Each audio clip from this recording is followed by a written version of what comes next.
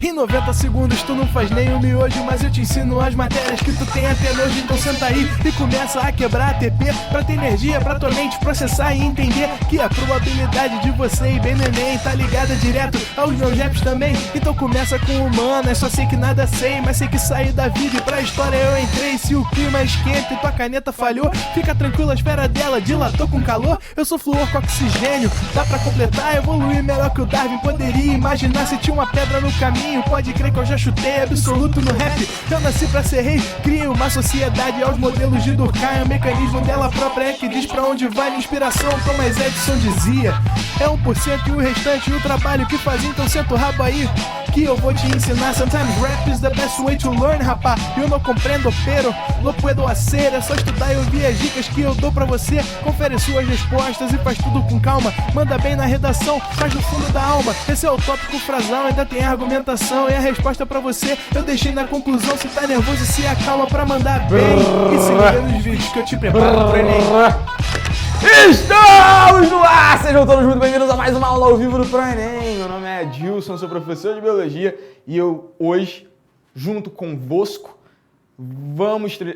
junto convosco, minha frase vai ficar completamente mal construída. Vamos nós, juntos, together, construir agora esse caminho rumo à aprovação no Enem. Você sabe, assistiu a aulinha de matemática mais cedo com o professor Viug. Mais tarde tem outra aula com o professor Viug, eu não sei como é que você não joga os cornos dele, eu convivo com ele 15 minutos, eu já tô de saco cheio do Viug. Mas você sabe que na prova de Biologia, na verdade na prova do Enem, você tem no primeiro dia 45 questões de Ciências Humanas e 45 questões de Ciências da Natureza. Nessas 45 de Ciências da Natureza, 15 questões são de Biologia. Então, vamos conseguir 15 em Biologia na prova do Enem, que é para gabaritar pelo menos essa parte, que o resto é fácil. Se você conseguir 15 em Biologia, o resto da prova tá fácil, 1000 em Redação no dia seguinte, no domingo você consegue ali 1000 em Redação, vai gabaritar ali 45 de Matemática, 45 de Linguagens, não tem muito mistério, venhamos, convenhamos, isso não é muito complicado. Então, vamos juntos hoje, juntinhos, nesse caminho, resolver algumas questões, eu separei algumas, na verdade, para preparar você, dar um toquezinho, aquele toque-sai, aquele famoso toque-sai, dá um toquezinho para você ficar esperto pro simulado que está se aproximando, para você ficar esperto com a prova, principalmente, né, que está se aproximando, que acontecerá daqui a 2 finais de semana, é isso? É isso já, né, cara? 2 finais de semana, olha que tenso. Tá chegando, mas nós juntos vamos conseguir. Antes de mais nada, como a aula é ao vivo, queria dar as boas-vindas à galera que não está conosco regularmente e avisar, para quem já é de casa e para quem não é, lembrar, né, que você pode interagir conosco através das redes sociais. Então você que está em www.proenem.com.br, você interage com a gente através do Twitter e interage com a gente através do Facebook. No Facebook você vai seguir, na verdade você vai curtir a nossa fanpage. Então procura lá facebook.com/proenem e no Twitter você vai curtir o nosso perfil, que é @proenemoficial. E aí, quando você quiser mandar uma dúvida, se você quiser mandar uma mensagem, você precisar de um ombro para chorar, se você precisar de um abraço carinhoso, se você precisar contar que terminou com seu namorado, com a sua namorada, você vai mandar uma mensagem para onde? Você manda uma mensagem com #ProEnemAoVivo, que é pra gente saber que você está falando com a gente. Senão você vai ficar que nem um maluco falando aí sozinho numa rede social qualquer, seus amigos vão achar que você é mais retardado do que você já é, né? De fato você é mesmo, eu te conheço de bastante tempo, já sei que você é. Então fique esperto com isso. Manda mensagem, manda suas dúvidas pelas redes sociais. Você pode seguir a gente também no Instagram, deve acompanhar os nossos vídeos no YouTube e deve acompanhar-nos também no nosso canal do YouTube. Eu já falei canal do YouTube, eu ia falar do Instagram. Falar do YouTube e do YouTube. Do YouTube e do Instagram. Então, canal do YouTube, página no Instagram, todas as redes sociais nós estamos. A gente tem Snapchat, a gente tem que criar um Snapchat, Rodrigo, para mandar nudes. Eu acho que o Snapchat, uma vez meus alunos falaram assim, professor, você quer para ter redes sociais, você é um cara que mexe bastante em redes sociais, não tem Snapchat? Eu falei, com que objetivo? Com que objetivo eu vou ter o Snapchat? Só serve para isso, vocês só trocam esse tipo de informação, só trocam nudes. Vou ficar mandando nudes? Você acha que meu corpo, eu pago, eu até mandaria, em troca de dinheiro. Em troca de dinheiro eu sou desses. Então vamos começar a aula de Biologia. Para quem já é de casa, já está acostumado com esse ritual do início, que você precisa fazer para juntar essas energias cósmicas, dinâmicas, intercinéticas, intermoleculares. Mas para quem não é, eu sempre recomendo um negócio muito importante. Ouve a aula de Biologia, ouve as aulas do Pro Enem de uma forma geral com fone no ouvido, porque você não fica com interferência de pessoas que estão passando por perto ali, você está com o iPad, está com o seu tablet, com o seu smartphone, com o seu computador, você não fica com interferência, cachorro, papagaio, periquito. ninguém esteja passando perto, o irmão penteiro, né, enchendo o culhão. Então você fica ali com um fonezinho de ouvido, coloca esse fone no máximo, que é para não ter interferência mesmo, beleza? Então fonezinho de ouvido, não tô com fone aqui à mão, então caixa de som no máximo, que é para incomodar a vizinhança, que é para incomodar as inimigas. E você se prepara. O Rodrigo já está correndo para as carrapetas. Junte toda a sua energia intercinética, interdinâmica, intermolecular, because now...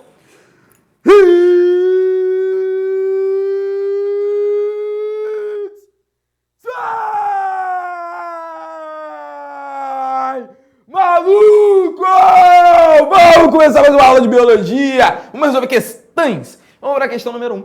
Essas questões não são inéditas, afinal, gasta-se muito tempo produzindo questões inéditas para o simulado.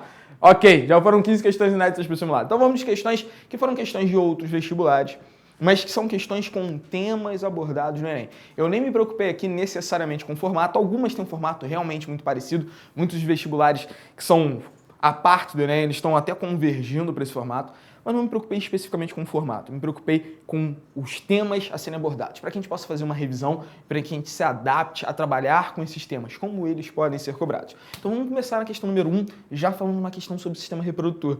Para quem acompanha a gente, na aula ao vivo da semana passada, que foi na quarta-feira, não foi na terça, na aula ao vivo da semana passada, a gente terminou falando sobre o sistema reprodutor feminino. Falamos sobre o sistema reprodutor masculino e feminino, sobre os métodos contraceptivos envolvidos.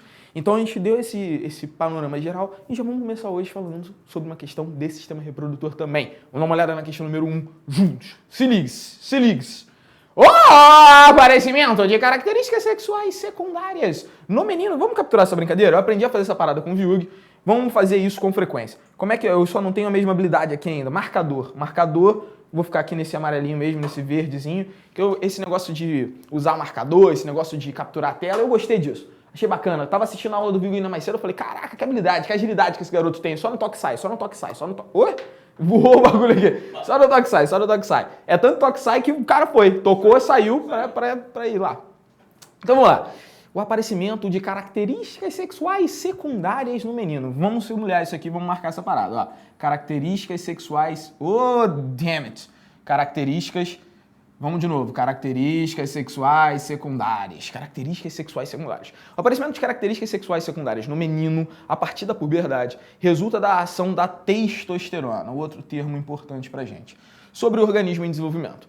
No sistema reprodutor, a estrutura que abriga as células responsáveis pela síntese do referido hormônio, então ele que é o local de síntese do referido hormônio, é denominada, e aí você vai dizer região. Galera, o hormônio em questão, o hormônio que está sendo abordado, é a testosterona. Se a gente jogar essa tela para o lado e lembrar como é que funciona essa cascata de reações, a gente vai ver o seguinte, ó. Existe, deixa eu botar uma linha aqui mais grossa, eu não sou muito bom nesse negócio de escrever, eu vou ficar pulando aqui de um lado para o outro, porque eu não sou ainda muito, não tenho muita essa manha de escrever nessa lousa não, mas eu consigo, eu tenho a força, cavaleiros do Jedi. Vem, popozuda, vai. Vamos lembrar o seguinte, essa cascata de reações no menino, ela começa numa glândula, numa neuroglândula chamada de hipotálamo. Você vê que a letra não fica lá grandes coisas não, mas até que dá, assim, até que ela não chega a ser uma porcaria, assim. Eita, foi. Vamos voltar para a canetinha aqui. Então a gente começa com essa brincadeira lá no hipotálamo. Do hipotálamo essa secreção é jogada para a hipófise, que é a tal da glândula mestra.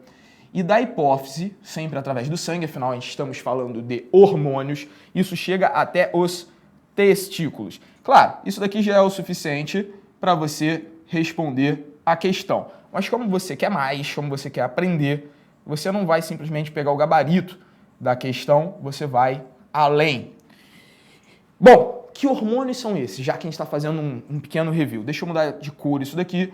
E vamos lembrar que o hipotálamo, ele joga para a hipófise um hormônio chamado de hormônio liberador de gonadotrofinas.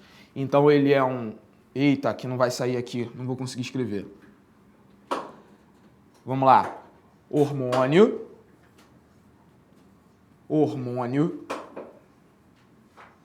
Vai sair. Liberador de gonadotrofinas. O que é uma gonadotrofina? Uma gonadotrofina é um hormônio trófico, ou seja, um hormônio estimulador que atua sobre as gônadas. Então, se ele libera gonadotrofinas, na verdade ele vai até a hipófise para que essa glândula libere esses hormônios. Quem são as gonadotrofinas que produzidas e liberadas pela hipófise, vão atuar sobre os testículos? Essas gonadotrofinas são duas, na verdade. O FSH e o LH. A FSH e LH vão até os testículos. Só que esses caras eles têm funções complementares. E para o nosso momento, que interessa pra gente, já que a gente está falando de características sexuais, a nossa preocupação é com esse cara aqui. O FSH ele vai estimular a produção de espermatozoides, ele vai regular isso. E o LH, que é o hormônio luteinizante, ele vai ter umas células chamadas de células de Leydig, vai fazer com que essas células estimulem a produção de testosterona. Então chegou até o hormônio que a gente queria. Começou com um hormônio liberador de gonadotrofinas, liberou a gonadotrofina e fez com que esse cara aqui, no final de tudo, produzisse a testosterona, que é o hormônio citado. Eu vou falar apenas testo, porque eu sou íntima, dormi já muitas vezes com ele. O hormônio que é citado na questão. Por que a testosterona desenvolve as características sexuais secundárias? Vamos lembrar que características primárias são características que são imprescindíveis para a reprodução. O que é imprescindível para a reprodução? São as glândulas, são as estruturas anatômicas através das quais esse indivíduo vai se reproduzir. Então, por exemplo, sem pênis não tem reprodução. Sem testículos não tem reprodução. Sem glândula bulboretral, sem próstata, vesícula seminal, sem ureter, sem uretra, sem canal deferente, sem essas estruturas não há reprodução.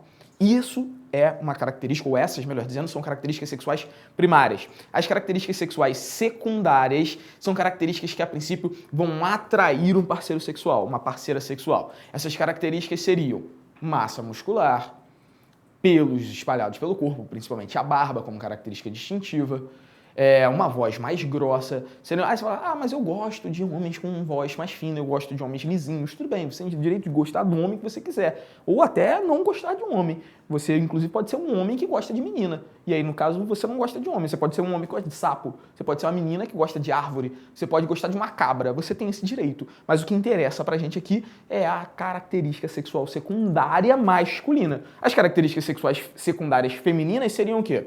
Desenvolvimento das mamas, o alargamento dos quadris, a voz, que ela não fica tão grave, ela tende a ficar mais aguda, né? Normalmente o quadril ele fica mais largo do que a cintura escapular, então a cintura pélvica, que é aqui embaixo, fica mais larga do que a cintura escapular, que fica mais estreitinha, ao contrário do homem. O homem ele tem tradicionalmente essa forma de pirâmide invertida, a mulher ela fica mais com a pirâmide tradicional, né? Esse formato corporal. Então se a gente voltar aqui, voltar lá na figura, no que a gente estava pedindo originalmente, quais são as células que produzem esse referido hormônio? Onde é que ficam as células que produzem a tal da testosterona? Essas células que produzem testosterona são as células de Leydig e elas ficam localizadas no testículo. Então, se a gente esconde essa lousa aqui e passa para o gabarito, letra C, testículo. Rapaziada, questão bobazinha, né? Questãozinha para aquecer. Sabe, produção de testosterona no testículo. Agora, um negócio que é para ficar atento demais.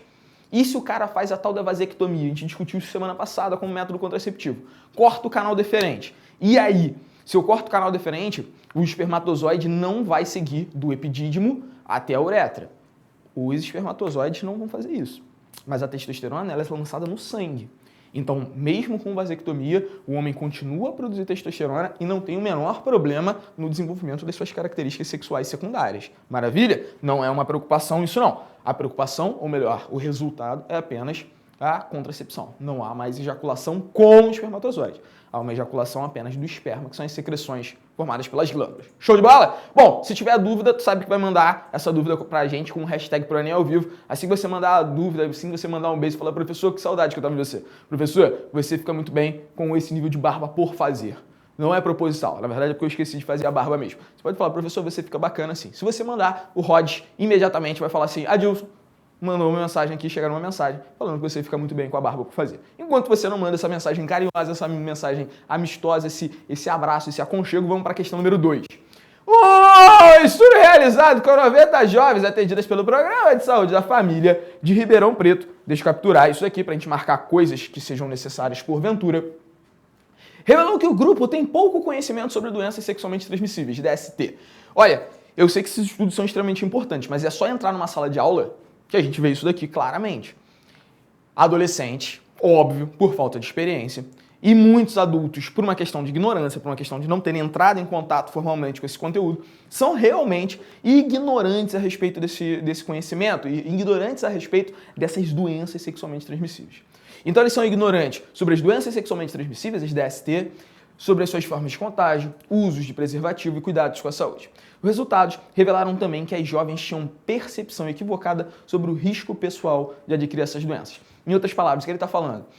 Muitas dessas meninas, muitas dessas jovens, elas tinham aquela noção de que, de repente, numa primeira relação sexual não se engravida, que numa primeira relação sexual você está protegida contra uma doença sexualmente transmissível, ou que, de repente, com a ejaculação, com o coito interrompido, né, ejaculando, quando o menino vai ejacular, ejaculando fora, ela está protegida contra uma contaminação dessa, quando, na verdade, nada disso é real, nada disso é verdade, tá? Vamos lá. Sobre DSTs, análises afirmativas. Galera, isso não é uma questão típica de Enem por formato, mas como que a gente está falando de DSTs, que é programa de saúde, e o Brasil investe muito nesse tipo de divulgação, nesse tipo de programa de conhecimento geral, é muito melhor você investir em educação sexual do que você tratar uma pessoa que ficou doente. É muito mais barato, inclusive, fazer isso, tá? É um programa de prevenção, de uma certa forma, melhor do que a remediação no futuro com a pessoa doente. Como fala sobre isso, é um conteúdo muito relevante para o Enem. Ele fala de algumas doenças importantes, doenças sexualmente transmissíveis importantes. Então vamos lá.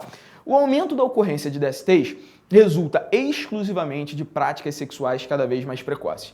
Resulta exclusivamente de práticas sexuais cada vez mais precoces. Galera, muita atenção com esse tipo de termo.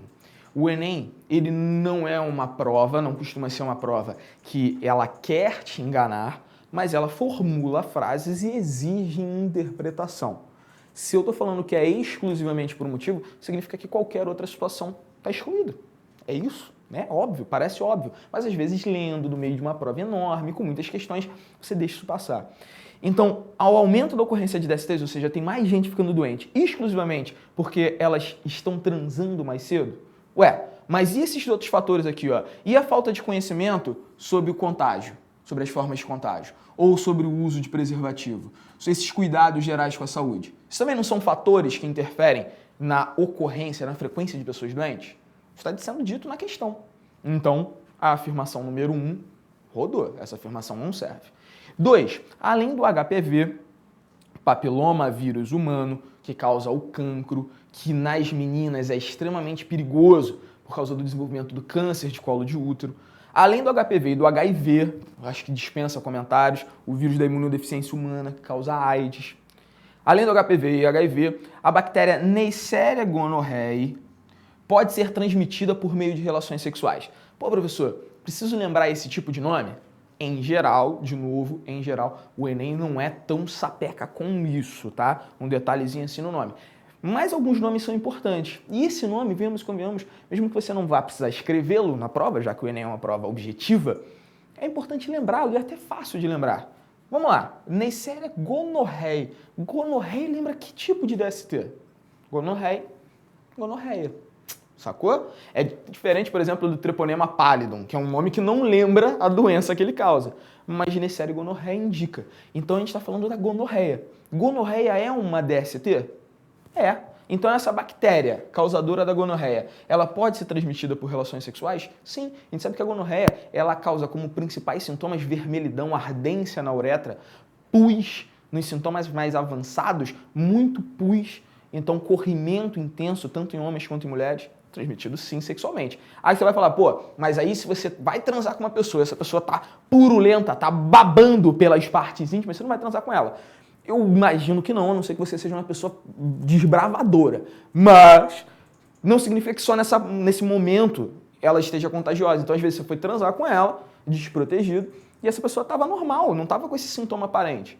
Mas ela já estava contaminada e já estava te contaminando. Então, não é porque não tem o sintoma. Inclusive, teve uma aluna que perguntou isso semana passada. Toda DST, ela é caracterizada por um sintoma físico aparente nas regiões pubianas, nos órgãos sexuais? Não. Principalmente se a gente estiver levando em consideração fases de desenvolvimento. Nas fases precoces da gonorreia, ela não tem isso. Então, A2 certinha, bactéria da gonorreia, transmitida de forma sexual. Vamos para 3. A sífilis, uma DST, até aí de boa, pode ser transmitida através de uma transfusão de sangue. Sim, essa daqui, ó, sífilis, essa daqui é causada pela tal da bactéria Treponema pallidum. Ela pode ser transmitida, sim, através de transfusões de sangue. É uma DST, então, obviamente, relações sexuais também. Ela pode ser transmitida até durante a gestação. Tá? Durante a gestação, através da placenta, no momento do parto, tudo isso são formas de contaminação. Então a 3 também está correta. Como a 1 era a única que estava falsa, a 1 foi a única que a gente eliminou, ficamos ali com 2 e 3, o que significa que se a gente esconde essa lousa e passa o gabarito, isso tem que ser a letra D. Tranquilidade?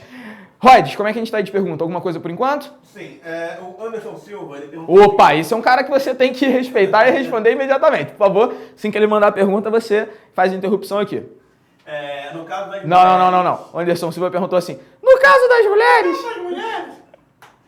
Ah, que piadão. Péssima. Vai lá. Qual a diferença do FSH e LH em relação aos homens? Beleza. Seguinte, na verdade os hormônios são os mesmos, tá, Anderson? E eu não vou te responder agora, única e exclusivamente porque a gente vai fazer uma questão já que vai envolver sistema reprodutor feminino. Já, tá? Os hormônios são os mesmos, mas obviamente o que eles controlam de ação é diferente, porque eles vão controlar a produção de estrogênio e progesterona respectivamente, FSH e LH. A gente já vai falar sobre isso, então eu já te respondo essa parada daqui a pouquinho. Se por acaso a resposta não for aonde você quer, você manda de volta a sua pergunta. Algo mais, Rod? Não? Então vamos seguir. Vamos para número 3. Questão número 13. Questãozinha com texto inicial, uma questãozinha típica do Enem, bem contextualizada. Vamos lá. Leia. Lerei. Gosto assim, de comando. O fascinante processo de criação da vida. O interesse pelo desenvolvimento embrionário é antigo. Em seus estudos anatômicos, Leonardo da Vinci ele especulou sobre os mistérios da concepção. Desenhou um feto dentro do útero e criou esboços de uma possível ligação entre medula espinhal e os testículos. Ok, no século XVII, essa é a parte normalmente mais difícil da questão. Você tá lendo assim de boa, aparece um negócio em algarismo romano, você não vai perder tempo, você já lê aquilo no século XVII, século XIV, você vai rápido, você já tá acostumado com esse negócio. No século XVII, cientistas naturalistas acreditavam que o espermatozoide abrigaria um bebê em miniatura. Isso é muito bacana, o negócio, a teoria do homúnculo. Existem uns esquemas antigos, melhor dizendo, onde o espermatozoide é desenhado com flagelo bonitinho, né? Ninguém tinha microscópio à época, tá? Então não dava pra ver isso. Mas dentro do espermatozoide, um pequeno humanozinho assim, em posição fetal, como se aquilo já fosse transmitido daquela maneira. Maneiro, assim, não é totalmente idiota, não. Fazia sentido com o resto do pensamento da época. Bom, então ela abrigaria um bebê em miniatura, pronto para usar o útero como incubadora. Hoje, temos ao nosso alcance informações significativas que esclarecem boa parte das nossas dúvidas. Recursos de ultrassonografia permitem acompanhar a evolução da gravidez desde os primeiros dias após a fecundação e descobertas no campo da genética trouxeram revelações sobre hereditariedade. Sobre o desenvolvimento humano, é correto afirmar que... Então vamos lá. Vamos ler cada uma dessas afirmações e tentar raciocinar sobre elas. O ovócito 2, durante a penetração do espermatozoide, completa a segunda divisão meiótica e dá origem a um óvulo e a um segundo glóbulo polar. Vamos lá, vamos jogar isso pro lado e tentar rabiscar um pouquinho. Ele está falando de gametogênese feminina, de ovogênese, ok? Então vou jogar aqui na caneta, vou botar aqui na linha média e deixa eu tentar botar uma cor aqui, vamos botar a corzinha vermelha porque sim. Vamos lembrar que esses processos, eles começam com célulazinhas pequenininhas, chamadas de ovogônias, e ainda antes de nascer, a menina, por ação hormonal materna, por ação dos hormônios maternos, essas ovogônias, elas são transformadas num grande ovócito primário, um grandão ovócito primário. Só que como essa menina nasce, ela para de sofrer a ação dos hormônios femininos maternos e esse cara aqui congela sua meiose 1. Ela para a meiose no meio do caminho, não completa a meiose. Quando essa menina entrar na puberdade, uma vez ao mês, no dia, obviamente, durante no seu ciclo menstrual de 28 dias, logo no começo, haverá a produção hormonal lá na hipófise. E o hormônio produzido na hipófise, conhecido como FSH, vai até os ovários e faz com que esse ovócito 1 se divida, complete, na verdade, a sua divisão e vire ovócito 2 e corpúsculo polar 1. Então aqui eu tinha o ovócito 1, aqui eu tô com o ovócito 2 e corpúsculo polar 1. Não vá se perder por aí, como diria Paula Prisco. Aqui é 1 de ovócito, aqui é ovócito 1 e aqui é corpúsculo polar 1. Enquanto aqui é o ovócito 2, beleza? Parece que é tudo bolinha, é tudo ó ou é tudo célula, né? A zona. Então, ovogônia, ovócito, ovócito dividiu em ovócito 2 e corpúsculo polar 1. Esse corpúsculo polar 1, normalmente, esse cara, ele roda. Normalmente esse cara vai pro saco. Então, quando a menina, ela ovula, ela não está liberando um óvulo, ela está liberando, na verdade, um ovócito secundário. Se você nunca engravidou, isso significa, se você é menino, isso não serve para você, né? Mas se você é uma menina e nunca engravidou, isso significa dizer que nenhum dos seus ovócitos secundários chegaram a concluir a meiose. Nenhum deles. Porque na nossa espécie, isso é característico da nossa espécie, a meiose só vai se completar. Esse ovócito secundário, ele só vai se transformar em óvulo quando um espermatozoide o encontrar. Então, caso um espermatozoide encontre com o ovócito secundário, ele completa a sua divisão, vira um óvulo, ele vira um óvulo e um corpúsculo polar 2. Então, a letra A estava falando justamente isso. Só haverá essa divisão celular, ela só será completada, ela só será terminada, caso haja encontro com o espermatozoide. Certinho, letra A está de boa. Mas vamos aproveitar as outras afirmativas que estão erradas para a gente ver o que estão erradas. A gente já sabe que o gabarito está certo da letra A, mas vamos ver o que está errado nas outras letrinhas, tá? Vamos lá, letra B. Nos gêmeos monozigóticos, a fecundação se dá com a participação de 2 ovócitos e 2 espermatozoides, que podem dar origem a crianças de sexos diferentes. Vamos lá, essa aí, ela até é uma relativamente fácil. Gêmeos monozigóticos. Zigoto é a primeira célula que se forma depois que o material genético do espermatozoide se fusiona ao ovócito 2. Se fusiona ao que vai ser o óvulo. Fusionou, agora eu tenho um zigoto. É a primeira célula que é você de verdade, já não é mais os seus pais. Fusionou, formou o zigoto, esse zigoto ele vai dar origem a uma criança só ou a 2? Se der a 2, eu tenho gêmeos, ou 3, ou 4, não importa, eu tenho gêmeos. Mas foram gêmeos formados a partir de um zigoto só, logo tem que ter o mesmo material genético. Se tem o mesmo material genético, se são gêmeos monozigóticos formados por um zigoto só, eles podem ser indivíduos de sexos diferentes, com características diferentes? Gêmeo monozigótico é o gêmeo idêntico. Para serem gêmeos diferentes, incluindo o sexo, tem que ser gêmeos dizigóticos. Aí sim, 2 ovócitos liberados, um espermatozoide para um espermatozoide para o outro, material genético diferente, características diferentes. Show de bola? Vamos para a letra C. Rods, como é que eu puxo essa paradinha toda aqui pro canto? Clica aí. Só arrastar? Não, clica aí. Aqui aonde? Nessa sexinha do lado aí. Aqui. Aí. Mover para cima. Mover barra para cima. Maravilha. Muito obrigado, Rods. Letra C. No ciclo menstrual, após o pico de LH, a taxa de estrogênio aumenta e a de progesterona diminui, estimulando o aumento dos níveis de FSH. Então ele fala que, na verdade, começa com LH, vem estrogênio, progesterona e depois LH. No finalzinho da aula passada, eu fiz um esqueminha para vocês e falei o seguinte: existem 4 hormônios importantes nessa brincadeira. 2 deles são hormônios hipofisários, 2 deles são hormônios ovarianos. Eu vou passar a escrever com essa daqui. Com marca-texto fica melhor para escrever. Eu sou menos retardado com marca-texto. 2 são ovarianos, 2 são hipofisários. Quem são os hormônios hipofisários? A gente tem as gonadotrofinas FSH e LH. Quem são os hormônios que são ovarianos? São ovarianos os hormônios estrogênio e progesterona.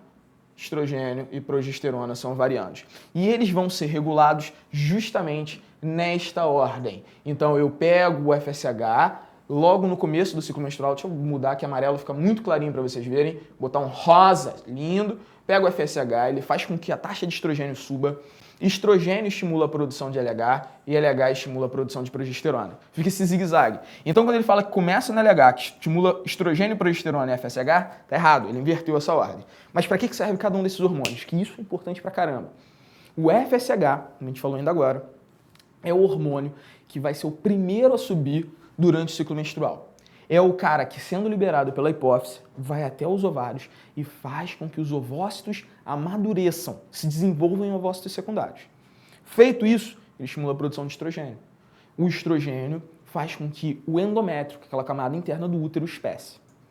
Estimulou a produção de LH. O hormônio luteinizante, diferente do hormônio folículo estimulante, ele faz com que se forme o corpo lúteo. O corpo lúteo nada mais é do que uma espécie de cicatriz que se forma no ovário quando há ovulação. Então o que o LH promove, na verdade? Promove a ovulação. Ele faz com que o ovócito secundário seja catapultado dos ovários e seja liberado no interior das tubas uterinas. Estimulou o amadurecimento do ovócito, estimulou a ovulação. Estimulou o espessamento do endométrio para que haja anidação, para que haja fixação do embrião. Estimula com que esse endométrio continue espessado, porque senão não tem onde haver anidação. No final do ciclo menstrual, se não houver fecundação, esses hormônios caem e com a queda de estrogênio e progesterona, a menina menstrua. Show de bola? Então, quando a gente volta lá na página da questão, a letra C tem que estar errada, porque é a ordem com que ele fala isso, começando por LH estimulando estrogênio, contrário, tá? Errada. D. Aproximadamente 5 semanas depois da fecundação ocorre o processo de nidação. O que é o processo de nidação? Nidação, acabou ficando na cor preta, né? Nidação é a capacidade que o embriãozinho tem, logo na primeira semana de desenvolvimento, de migrar das tubas uterinas até o útero e se prender ao útero. Nidou. Aconteceu a nidação. Essa nidação acontece por volta do 5º dia. Até o final da 2ª semana, essa nidação já aconteceu. Normalmente ela acontece no útero, mas ela pode acontecer também nas tubas uterinas, que é o que a gente fala de gravidez ectópica, né? Tá fora do lugar correto, beleza? Então essa nidação com 5 semanas, não, com 5 semanas está tarde demais. Com 5 semanas você já está bem avançado até no desenvolvimento embrionário.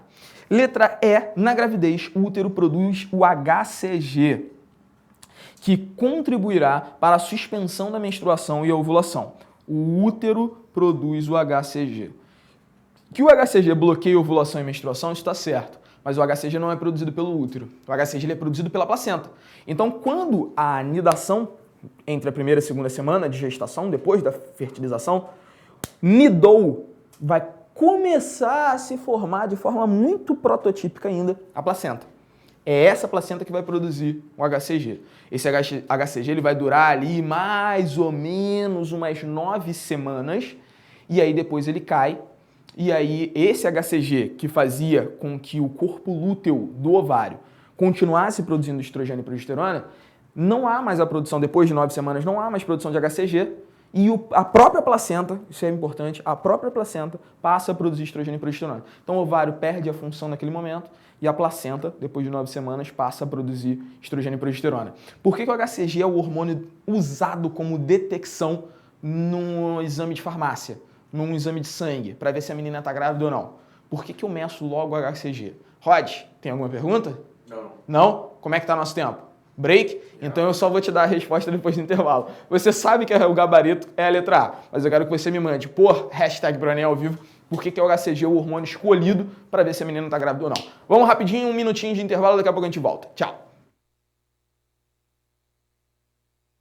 Com dificuldades em entender Descartes, a história do Brasil e sua expansão geográfica? Venha para o ProEnem. Aulas de segunda a sexta-feira, das 19h30 às 21h30. Sempre com os melhores professores. Laira Pinheiro dá um show em filosofia e sociologia. Leandro Almeida ultrapassa as divisas expandindo o seu conhecimento. Robson Jorge traz tudo o que há de mais novo acontecendo. Paulo Aprígio te leva numa incrível viagem no tempo. Esse é o ProEnem, fazendo sempre você e além. Venha participar.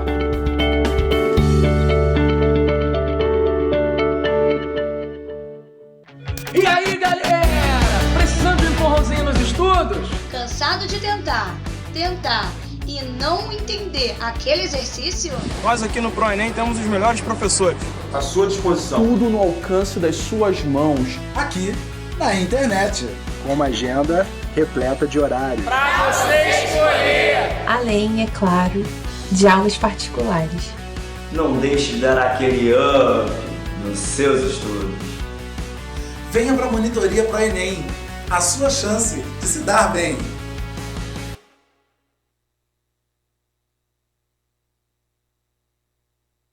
Suzana, qual a a diferença entre o pachorrento e o pacóvio ao considerarem uma irrupção amaríssima cogitar acerca das permutas sígnicas do nosso próprio código linguístico? Rômulo, odiernamente é relevante para escrutar o idioma, não com finalidade pernóstica ou pedante, mas para não tergiversar ou ruar ao se deparar com os percalços da língua portuguesa.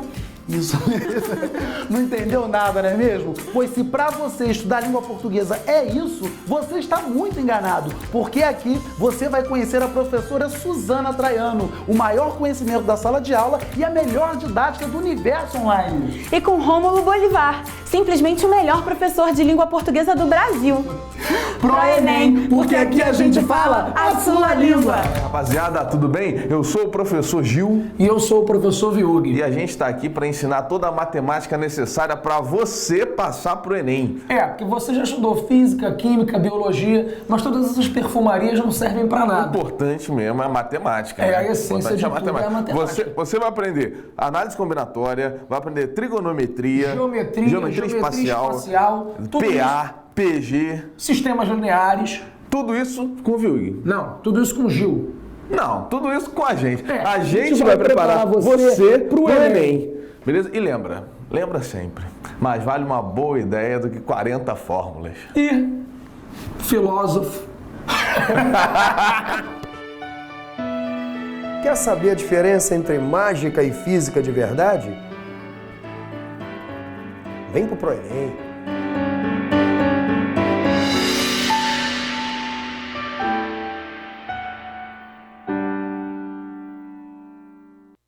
Olá, candidato! Quer descobrir os segredos do mundo e suas curiosidades? E por que não sobre o universo? Desde os primórdios da humanidade, explorando cada canto do planeta e calculando seus ângulos e medidas, refletindo sobre a ação do homem na atualidade. Tudo isso em um só lugar, aqui no ProEnem. Preparação que vai... Estamos de volta! Mais uma aula do ProEnem. Eu queria começar esse retorno pedindo uma campanha. Não aos anabolizantes. Não aos esteroides anabolizantes. Vocês estão vindo risos ao fundo. Eu não vou revelar a identidade desses risos. Mas há pessoas nesse estúdio, no estúdio 25D, que estão fazendo uso de esteroides anabolizantes. Eu quero uma campanha não aos anabolizantes. Vamos fazer essa campanha pela saúde popular brasileira. Beleza? Concordo plenamente. Então vamos lá. O Anderson tinha perguntado, professor, qual é a diferença do FSH e do LH no menino e na menina? Vamos lá. O FSH, ele vai estimular no homem a produção, o desenvolvimento dos espermatozoides, e o LH vai estimular a produção de testosterona. Não sei se tu pegou agora, beleza? Porque eu vi tua pergunta agora só, mas não sei se tu pegou o que era necessário. O FSH na mulher vai estimular o desenvolvimento do ovócito, ele vai ser produzido na hipófise e pela corrente sanguínea vai até o ovário. Estimular o desenvolvimento do ovócito primário em secundário. E o LH, produzido na hipófise e através da corrente sanguínea, chega até os ovários para fazer com que esse ovócito secundário seja liberado, para que haja a ovulação. Show de bola? Então vamos lá. O que faltou responder? Ninguém mandou a resposta dessa bagaça, né? Acho que foi rapidinho, não deu tempo de ninguém mandar para que serviu o HCG. Então eu vou fazer o seguinte, não vou nem te responder agora não. Você vai me responder, vai dar tempo da sua resposta chegar. Por que a gente faz exame de gravidez? Para ver se deu ruim, para ver se tem boneco, para ver se tem parasita. Por que você faz exame de gravidez medindo HCG? Me fala aí por que a gente faz com HCG. Enquanto isso, a gente esconde essa lousa. Tchutchu. Injeção? Cadê? Oi? Injeção? Quero. Lembra que quero. Vamos continuar então essa brincadeira. Gabarito a gente já tinha te dado. Letra A. Vamos para a questão número 4. O ar que respiramos torna-se cada vez mais rarefeito à medida que aumentamos de altitude. Pessoas que se deslocam para cidades com altitude mais elevada, ou seja, está subindo a serra, está indo para La Paz, inclusive a questão fala disso. Pessoas que se deslocam para altitudes mais elevadas podem apresentar distúrbios como dores de cabeça, tontura e sangramento nasal em virtude da baixa oferta de O2. Galera, vamos lembrar, isso às vezes confunde. Quanto mais alto você está, menor a pressão atmosférica. Então, a menor, entre aspas, a concentração de gases que você tem ao seu redor, inclusive de gás oxigênio. Fique esperto com essa parada. Então, vamos lá.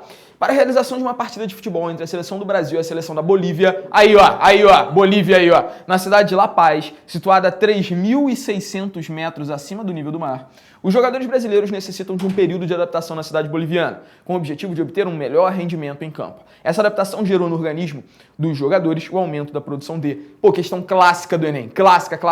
Não é uma questão do Enem, mas é o tipo de questão que o Enem quer, contextualizada, bonitinha. Ela já te diz na questão. O problema está aqui, ó, oferta de oxigênio.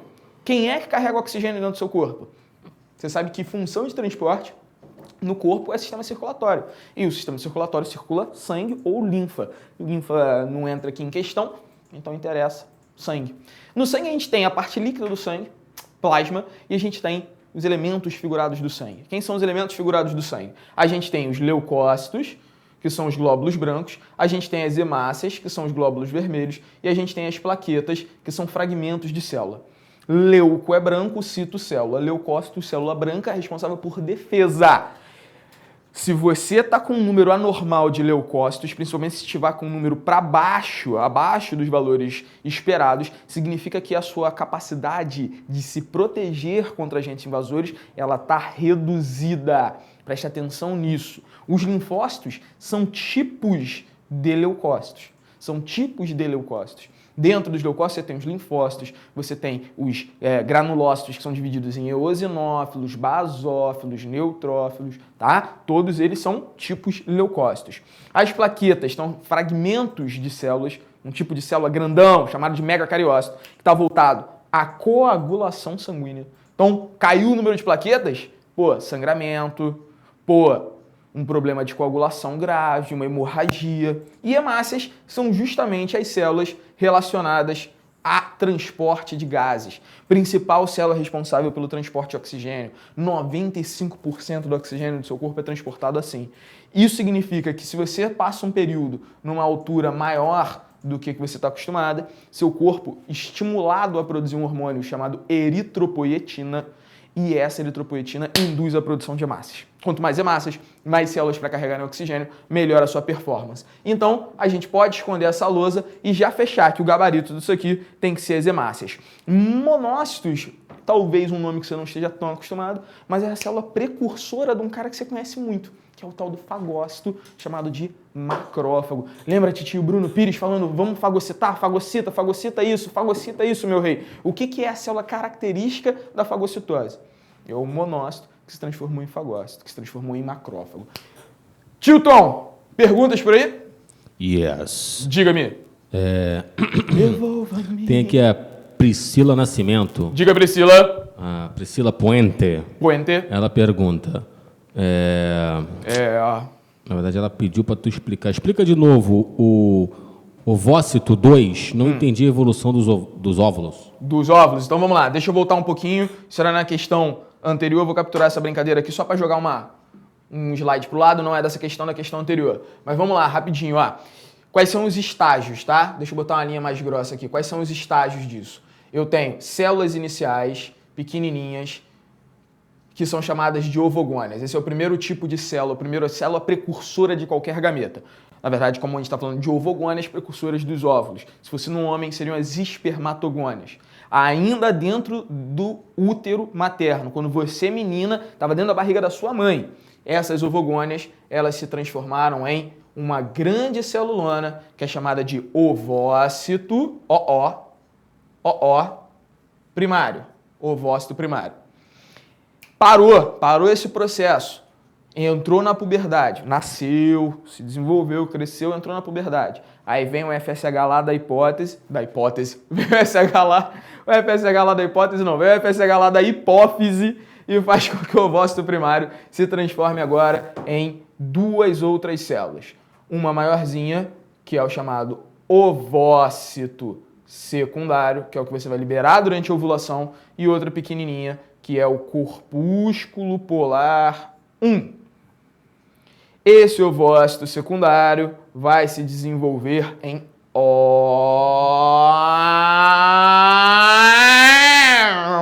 droga. Deixa eu voltar aqui.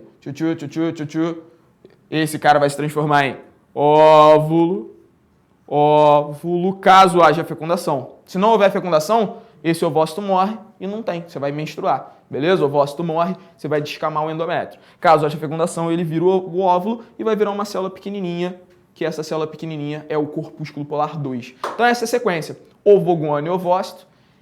Entrou na puberdade, uma vez por mês, um ovócito desse, normalmente um só, mas 2 ou 3, tá? Um ovócito desse por ciclo menstrual é desenvolvido em ovócito secundário e esse ovócito secundário é desenvolvido a óvulo, caso haja fecundação. Show de bola? Quem foi? Priscila, né, que tinha feito a pergunta, eu acho? Yes. Priscila, se não tiver entendido, manda a pergunta aí que depois eu te respondo no Twitter, beleza? Algo mais, Tom? Temos uma pergunta aqui do Roberto. Fala, Roberto. Schleicher. Roberto. Vou chamar de Roberto. Schleicher. Roberto. HCG. Show. É produzido pelo embrião e passa para a corrente sanguínea. But why? Então, vamos lá. HCG, ele é produzido pela placenta, tá? Não pelo embrião em si. Vamos lembrar que a placenta, na verdade, é uma região de proximidade entre os vasos sanguíneos do bebê, do embrião, e os vasos sanguíneos maternos. Nem é placenta, nem é materna, nem exclusivamente fetal. É a proximidade entre os dois, onde há trocas de gases, de nutrientes, tudo por difusão, beleza? Bom, por que a gente precisa produzir o HCG? O bebezinho, ele se prendeu na parede do útero. Se houver menstruação, o endométrio descama e o bebezinho vai junto. O embrião que está se desenvolvendo vai junto. Eu preciso manter aquele cara fixado, preciso manter o endométrio lá, espesso. Quem mantém esse endométrio espesso são os hormônios ovarianos, estrogênio e progesterona. Juntos, principalmente a progesterona, mas juntos esses dois caras vão fazer essa função. Só que estrogênio e progesterona são produzidos no ovário. Produziu, a concentração vai cair. Quem é que evita que a concentração de estrogênio e progesterona caiam e automaticamente mantém o endométrio fixado? O HCG. Então, a placenta produz o HCG para que se mantenha a produção de estrogênio e progesterona e se mantenha o endométrio fixado para o bebê poder se desenvolver. Depois, o ovário para de produzir estrogênio e progesterona, a placenta para de produzir o HCG e a própria placenta assume a produção de estrogênio e progesterona. A própria placenta estimula hormonalmente a esse endométrio permanecer espessado. Show de bola? Tranquilinho? Algo mais? E pra gente dar sequência aqui, o Thiago Henrique. Thiago 74, ele pergunta: por que o índice de produção de HCG no trofoblasto, que não é, essa palavra é bizarra. Se eleva. Por que ela se eleva? O que é o trofoblasto? O sincício trofoblasto. Essa, ele podia até ter piorado a sua situação. Eita! É o aparelho. É o aparelho. É o ADE. Ele podia até ter piorado. Podia ter piorado a tua situação. Eu tô brincando aqui com o Tom. O Tom não tá tomando essas paradas, não. É brincadeira com ele, porque o cara tá malhando, tá comendo atum, tá tomando umas paradas aí, tá ficando forte. O que é o... que é a pergunta dele? Ah, do sincício trofoblasto. Por que ele produz? O que é o sincício trofoblasto? O sincício trofoblasto é uma região de invasão do embrião na parede do útero. É o sincício trofoblasto que, com o passar do tempo, vai completar o seu desenvolvimento e, a partir daquela invasão primária, se forma a placenta. Então, por que com o sincício trofoblasto já há o início da produção de HCG?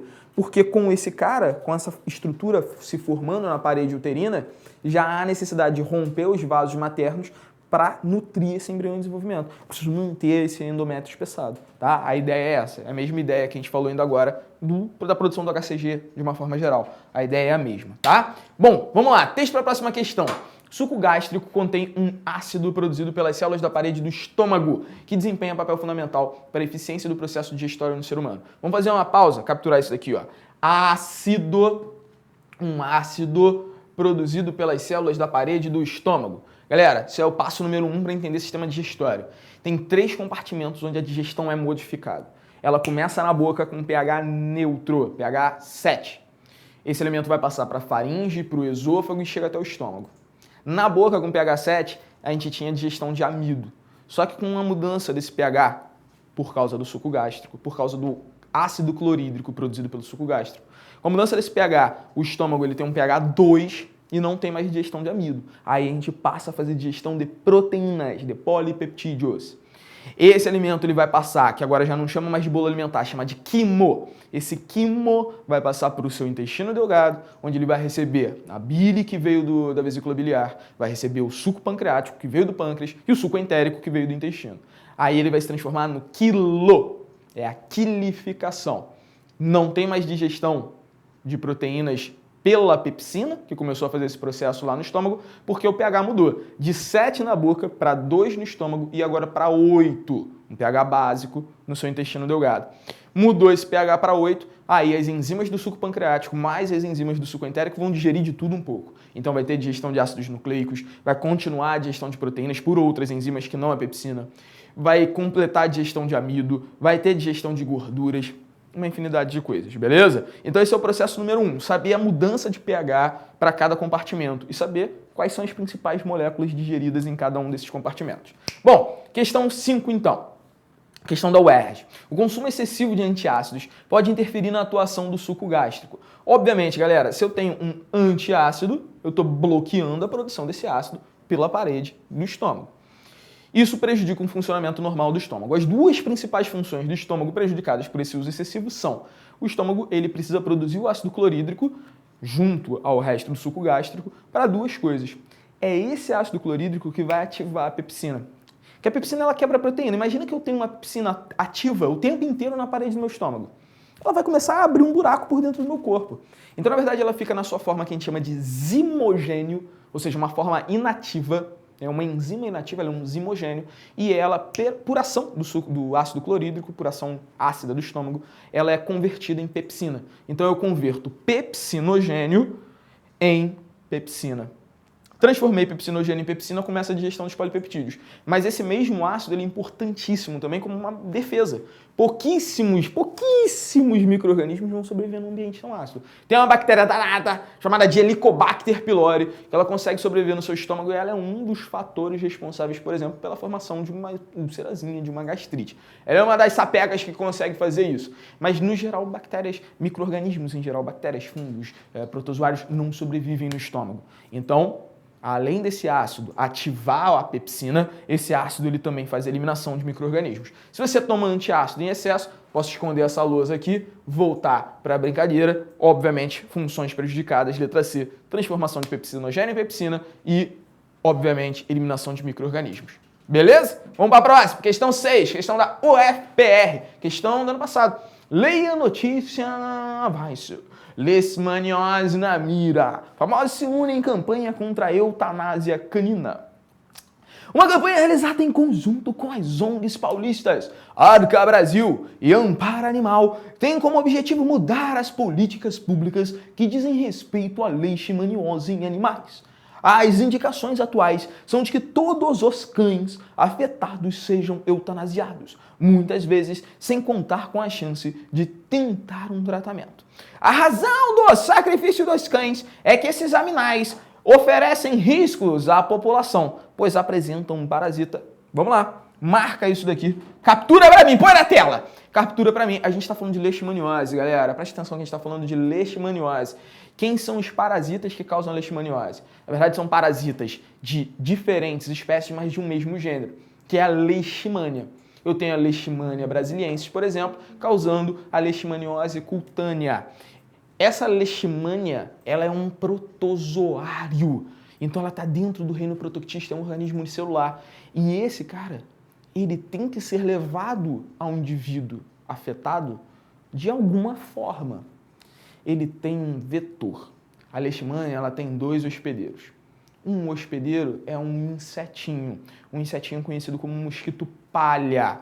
Esse mosquito palha, ele é um vetor, porque ele tem a capacidade de levar, ele não só permite o desenvolvimento do protozoário dentro do seu corpo, esse protozoário que é a leishmania vai se desenvolver no intestino do mosquito. Não só ele permite isso, como é um mosquito que tem 2, 3 milímetros. Ele vai passar por você, ele vai passar pela tela que você botou em cima da sua caminha, o mosquiteiro que você botou, ele passa pelas frestinhas e vai picar você. Picou você, ele transmite a leishmania para você. E aí, se a gente estiver falando da leishmania, que é a leishmania cutânea, leishmania brasileira, brasiliana não, né?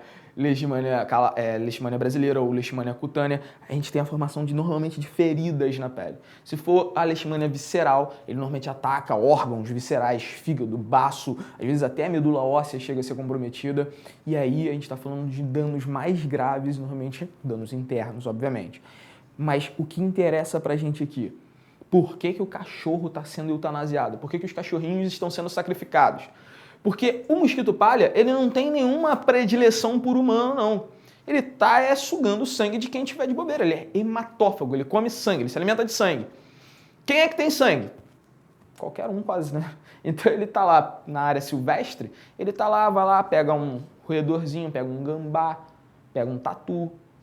Agora você vai, desmata e constrói a sua casa perto, quem é que ele vai chupar? Você pega mal essa frase, né? Mas de quem ele vai se alimentar? Vamos botar assim que fica mais bonito um pouquinho. De quem que ele vai se alimentar? Ele vai se alimentar de você, vai se alimentar do seu cachorrinho. Então, se você tem esse cachorrinho como um reservatório, a gente chama de reservatório porque é um animal que está contaminado pela leishmania.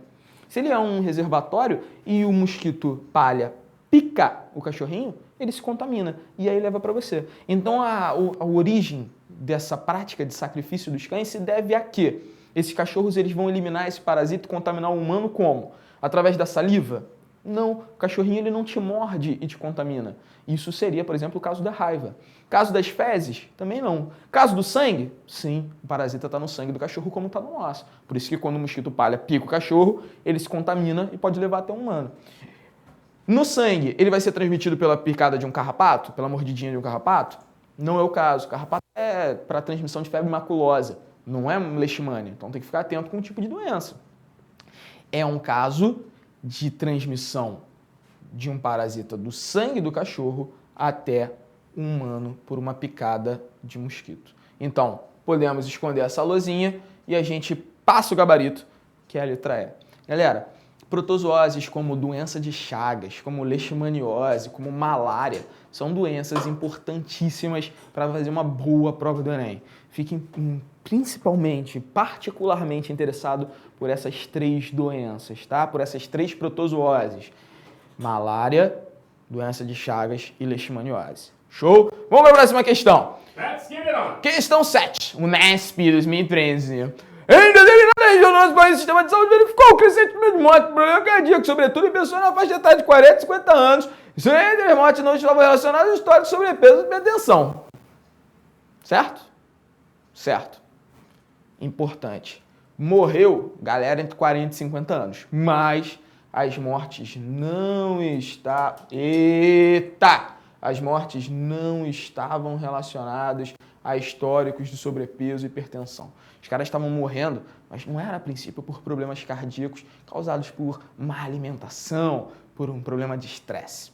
Bom, investigado o problema, verificou-se que há décadas a população não contava com condições adequadas de moradia. Condições adequadas de moradia, termo importante. É uma condição adequada de moradia. Você ter uma casa de alvenaria, você ter saneamento básico, você ter coleta de lixo regular. Tudo isso são condições, todas essas condições são condições básicas de moradia, são condições adequadas de moradia. Muitas das casas eram de pau a pique. Quando você fala isso daqui, você já até fecha o olho e tu já vai em alguma coisa que fale sobre doença de Chagas. Tu já sabe, casa de pau a pique e doença de Chagas. Por quê? Falou em casa de pau a pique, você está falando de uma casa de barro socada no bambu. Não é tijolinho em cima de tijolinho com cimento. E aí essas casas, elas geram muitas frestinhas para que o barbeiro, que é um percevejo, o tal do cara é um triatomídeo, né? Ele é um triatoma infestans. A gente gera espaços para esse percevejozinho criar casinhas. Ele cria uma casa dentro da sua casa. Quando tu dá bobeira, tá paradinho, dorme, o barbeiro sai para se alimentar. Ele também é hematófago, ele também se alimenta de sangue. Pousa em você, começa a chupar seu sangue, e de tanto sangue que ele faz, a barriga dele fica comprimida, e enquanto ele tá te chupando, ele começa a defecar em você. Olha que coisa legal. Quem nunca foi chupado e recebeu fezes ao mesmo tempo de um barbeiro? Levante a mão. Você já. Então ele tá lá, você tá sendo chupado e defecando. Só que aí, como o cara te mordeu, dá aquela coçadinha, e aí você acaba empurrando o parasita que está nas fezes do barbeiro para dentro da picadinha, para dentro da ferida. E aí esse cara cai na tua corrente sanguínea e vai se instalar justamente em células musculares. Principalmente células musculares de onde? Do coração. E as pessoas estavam morrendo de problemas cardíacos. Muitas das casas eram de pau a pique e estavam infestadas de insetos. Segundo os sanitaristas, as mortes deviam ser uma parasitose endêmica da região. Outro termo importante pra gente, ó, Parasitose endêmica. O que é algo endêmico? Endêmico é algo que é característico de uma região. Por exemplo, aqui no Rio de Janeiro a gente tem a dengue como uma doença endêmica, a gente tem a hanseníase como uma doença endêmica, tá? São doenças que são características daqui do Rio de Janeiro. Tem uma concentração aqui muito maior do que em outros lugares do país, em outras regiões do país. Pode-se afirmar que, mais provavelmente, a parasitose em questão é causada por um organismo da espécie. Se liga, ó, a parasitose em questão é causada. Quem é que está causando? Quem é que está causando aqui? Aí você vai ver. Plasmodium vivax, causador da malária. Malária de febre terçã. Trypanosoma cruzi? Sim, fechou. É esse cara aqui mesmo. Triatoma infestans. Opa, também está relacionado à doença de Chagas. Mas o triatoma é um nome do barbeiro que leva o trypanosoma. Então ele não é o causador. Ele é o transmissor, ele é o vetor. Atento com isso, tá? Vetor é o cara que pega o parasita e leva até você. Sempre importante lembrar, tem muitos hospedeiros que não são vetores. Termos importantes de epidemiologia. Vetor e hospedeiro. Vetor leva o parasita até você. E o hospedeiro pode ser um definitivo intermediário. Nem sempre você, humano, é definitivo, não. A gente classifica um hospedeiro como hospedeiro definitivo se dentro desse hospedeiro rola reprodução sexuada.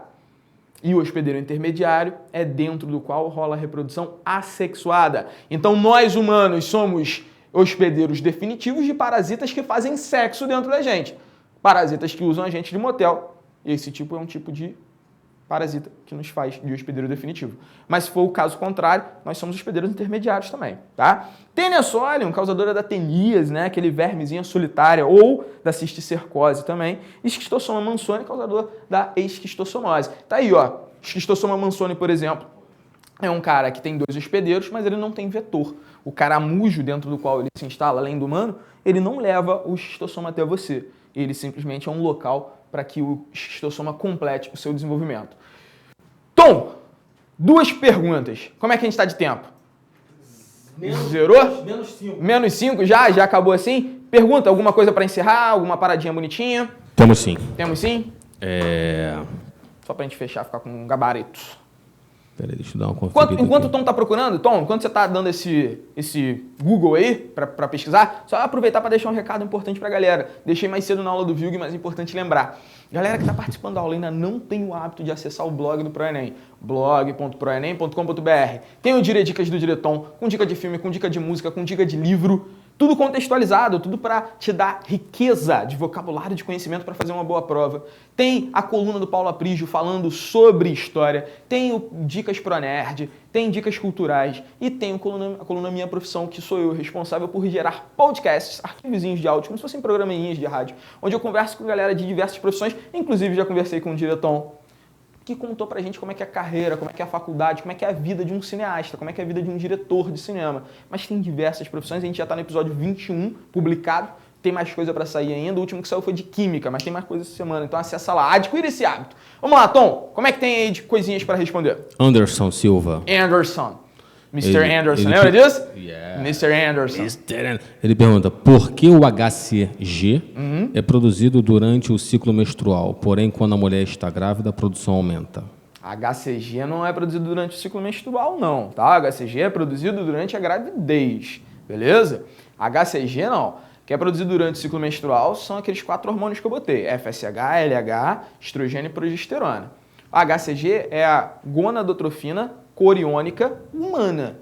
Gonadotrofina coriônica só se forma quando se formam as vilosidades coriônicas, que é quando o sincício trofloblasto começa a se desenvolver, tá? Então não tem HCG durante o ciclo menstrual normal não, só no caso da gravidez, beleza? E tem uma perguntinha aqui, não sei se seria uma forma resumida de dizer aqui. Mas vamos lá, vamos tentar. O Wellington de Ilhéus, ele perguntou já há algum tempo atrás e cobrou aqui o porquê que a gente não perguntou a ele. Passou aqui, então você desculpa aí. Me fala novamente como se desenvolve o HPV nas mulheres. Ah, perdão. Que isso? Wellington, perdão. Na hora do intervalo, eu até vi a tua pergunta, só que eu esqueci mesmo dessa parada. Peguei umas perguntas que o Rodrigo tinha me passado já e esqueci da tua. Como é que se desenvolve? Vamos lá. O HPV, na verdade, é o vírus, beleza? Ele vai gerar uma doença que é chamada de condiloma. O condiloma, ele é uma doença caracterizada por verruguinhas espalhadas. Isso tanto se manifesta no homem quanto na mulher. Tanto no pênis quanto na vulva, ok? Só que essas verruguinhas, que normalmente se manifestam de forma externa, elas podem se espalhar, entre aspas. Na verdade, quem está se espalhando não é verruga, quem está se espalhando é o vírus. Porque o vírus, no homem, ele acaba manifestando com essas verruguinhas só externas. Só que o homem não tem útero, né? Obviamente. Então não tem como desenvolver câncer de colo de útero. Então, sexualmente, o HPV é transmitido e esse HPV, que tanto causa o condiloma, pode se instalar, ao invés da vulva, ele pode se instalar na região mais interna do sistema reprodutor feminino. E aí ele acaba se instalando, por exemplo, no canal vaginal. Ele pode se instalar, por exemplo, no colo do útero, que é aí onde ele se torna mais grave. Então, por isso, essa preocupação tão grande com o HPV. Como é que ele chega até a mulher? Chega através de relações sexuais. Como é que a gente cuida disso? Vacinando as meninas. Vacinando as meninas, quanto mais novas, melhor, porque elas ainda não entraram em atividade sexual, porque elas ainda não tiveram exposição a qualquer HPV, e aí a vacinação vai protegê-las pro resto da vida. Beleza? Bom, acho que era mais ou menos isso. Se não for, tu manda aí pelo Twitter que eu tento te responder depois. Show de bola? Só para fechar ainda sobre HPV. No caso do HPV acabar gerando câncer de colo de útero, aí o tratamento já é um tratamento como um câncer mesmo, já não é mais um tratamento viral. Aí você vai ter que fazer um protocolo de quimioterapia, não lembro se envolve radioterapia, em alguns casos cirurgia, tá? Que aí já é uma coisa bem mais agressiva mesmo. Tomzeira, algo mais? That's it, man. That's it. Então, galera, prazerzaço estar aqui com vocês. Prazer estar com a galera que costuma acompanhar só as aulas do Viug e do Rominho mais cedo. Um beijo no coração de vocês. Semana que vem a gente tá junto. Semana que vem é especial, meu irmão. Tá chegando, né? Semana que vem é pra gente fechar 15 em Biologia. Bom, fica agora com a aula do professor Viug, aquele rápido intervalo só pra tomar aquele refrigerantinho, aquela aguinha, e a gente volta semana que vem. Beijo, um abraço, até mais, tchau!